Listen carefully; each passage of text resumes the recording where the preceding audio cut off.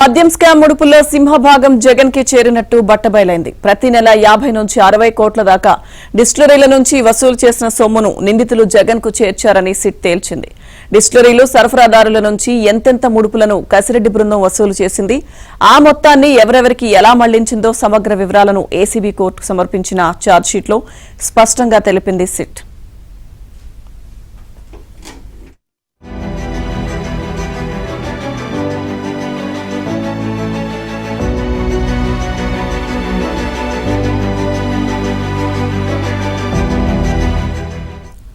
ముడుపుల అంతిమ లబ్దిదారు YS Jaganmohan రెడ్డేనని SIT తేల్చింది. ఏ company ఎంతెంత commission ఇచ్చింది, ఎవరికి ఎక్కడ చెల్లించింది, ఎవరు నిర్ణయించారో కూడా వెల్లడించింది. ముడుపులు ఏ రూపాల్లో అందాయో కూడా కోర్టుకు సమర్పించిన ఛార్జ్షీట్లో తెలిపింది సిట్. డిస్టిలరీలను భయపెట్టి మొదట 12% ముడుపులకు ఒప్పించారు. ఆ తర్వాత 20% పెంచారు. ఆ మొత్తం డిస్టిలరీలు సరఫరాదారుల నుంచి కసిరెడ్డికి అందేది. అతడి నుంచి Vijayasai Reddy, MP Mithun Reddy, Bharathi cements director Balaji గోవిందప్పలకు వచ్చేది. ఆ ముడుపులను ఈ ముగ్గురు జగన్ కు ముట్టజెప్పినట్లు సిట్ స్పష్టం చేసింది.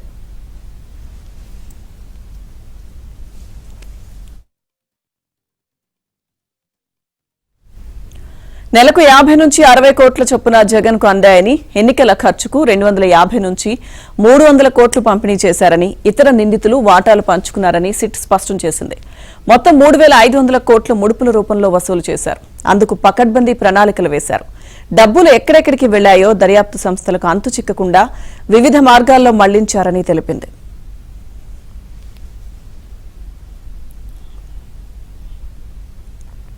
ఇక లిక్కర్ స్కామ్ లో సిట్ ఛార్జ్ షీట్ కి సంబంధించిన పూర్తి అప్డేట్స్ మా ఏపీ బ్యూరో చీఫ్ రామారావు అందిస్తారు. రామారావు, లక్ష్మీదుర్గ ఏబిఎన్ చేతిలో మద్యం కుంభకోణం ఛార్జ్ షీట్ ఉంది. 305 పేజీలతో తిరుగులేని సాక్ష్యాధారాలతో ఈ ఛార్జ్ షీట్ ను సిట్ బృందం రూపొందించింది. Phone call data, mobile location తో పాటు గూగుల్ టేక్అవుట్ ద్వారా పలు సాక్ష్యాలను కూడా సేకరించారు. దీంతో పాటు బ్యాంక్ అకౌంట్ల డేటా, రియల్ ఎస్టేట్ కంపెనీలు, బంగారం షాపులకు డబ్బులు మళ్లించిన వైనంతో పాటు పలు ఇతర సంస్థల్లోకి డబ్బులు మళ్లించిన వైనాన్ని కూడా సిట్ ఆ బ్యాంక్ అకౌంట్ల వివరాలతో సహా సేకరించింది. కుంభకోణంలో మొత్తం 3500 కోట్ల రూపాయల ముడుపులు వసూళ్లు జరిగాయని, పక్కా వ్యూహంతో ముందస్తు ప్రణాళికతో ఈ మొత్తం భాగవతాన్ని నడిపారు అని కూడా సిట్ తేల్చింది.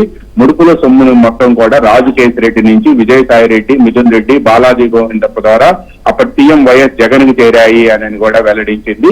మద్యం విధానం మార్పు అంతా కూడా ముడుపుల కోసమేను అని కూడా తేల్చింది. మద్యం విధానం మార్పులో విజయసాయిరెడ్డి, మిథున్ రెడ్డి, కేసిరెడ్డి రాజశేఖర్ రెడ్డి వీళ్ళందరూ కూడా కూర్చొని అప్పటి అసిస్టెంట్ కమిషనర్ గా ఉన్న సత్యప్రసాద్ ను పిలిపించి ఈ మద్యం ముడుపుల కుంభకోణానికి తెరలేపారు అని తేల్చింది. 2019కి పూర్వం 3 సంవత్సరాలకు సంబంధించిన మద్యం క్రయ విక్రయాల డేటాను తెప్పించి ఈ ముడుపులు ఈ విధానాన్ని మారిస్తే నెలకు ఎంత మేరకు ముడుపులు వస్తాయని అనేది కూడా ఈ గ్యాంగ్ మొత్తం కూడా కూర్చొని నిర్ణయించింది అని కూడా తేల్చారు. అందుకోసమే మద్యం విధానాన్ని ప్రైవేటు వ్యక్తుల నుంచి రాష్ట్ర ప్రభుత్వమే మద్యం షాపులు నిర్వహించే విధంగా ఇందుకు ఏపీ బెవరేజెస్ కార్పొరేషన్ ని మధ్యలో ఉంచి డిస్టిలరీల నుంచి మద్యం తీసుకొని అమ్మాలి అని చెప్పి విక్రయించాలని కూడా నిర్ణయించారని తెలిసింది. దీంతో పాటు మరో కీలకమైన అంశం ఏంటంటే అప్పటి వరకు మార్కెట్ లో ఉన్న మల్టీనేషనల్ కంపెనీస్ అంటే బహుళజాతి కంపెనీలకు సంబంధించిన బ్రాండ్ వీజర్, మ్యాక్డోవెల్, కింగ్ ఫిషర్ వంటి బ్రాండ్లన్నింటినీ కూడా పక్కన పెట్టి లోకల్ డిస్టిలరీల ద్వారా తయారైన బ్రాండ్లన్నింటినీ కూడా ఏపీ బెవరేజెస్ కార్పొరేషన్ ద్వారా కొనుగోలు చేయించి అక్కడి నుంచి మద్యం షాపుల ద్వారా ప్రజలకు నాసి రకం మద్యాన్ని విక్రయించారు అని కూడా సిట్ దర్యాప్తులో తెలిపారు.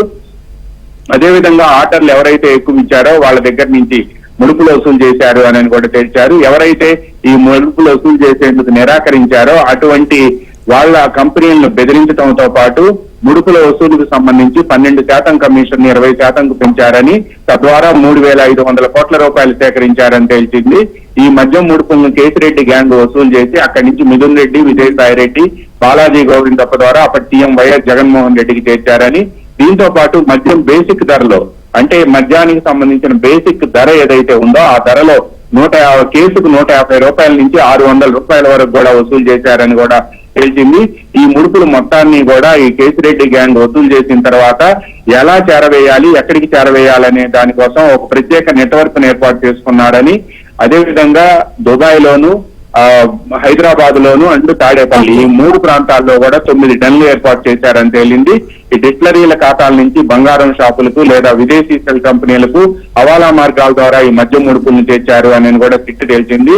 బంగారం కొనుగోలు చేసినట్టు జిఎస్టీ ఇన్వాయిస్లు తీసుకోవటం, బంగారం షాపుల యజమానులు తమ కమిషన్ తీసుకొని తిరిగి నగదును కేసిరెడ్డి గ్యాంగ్ కి తెచ్చి బ్లాక్ ను వైట్ గా మార్చారు అని కూడా తెలిసింది.